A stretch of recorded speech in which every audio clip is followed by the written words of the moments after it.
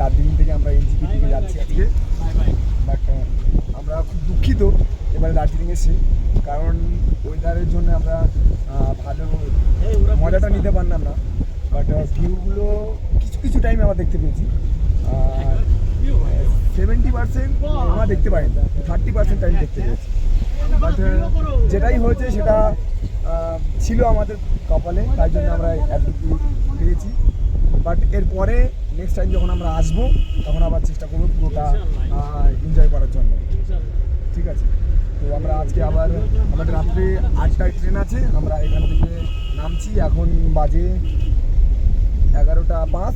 আমরা নামতে নামতে কিছু সাইট সিন করবো, তারপরে আমরা এনজিপিতে পৌঁছাবো। তখন হয়তো সন্ধ্যে 6টা বাজবে। আমাদের 7টা 45-এ ট্রেন আছে। আমরা ট্রেনে উঠে আমাদের কালকে মনে হয় আমাদের শিয়ালদায় ওই সকাল 10টার মধ্যে পৌঁছাবো, এরকম হবে।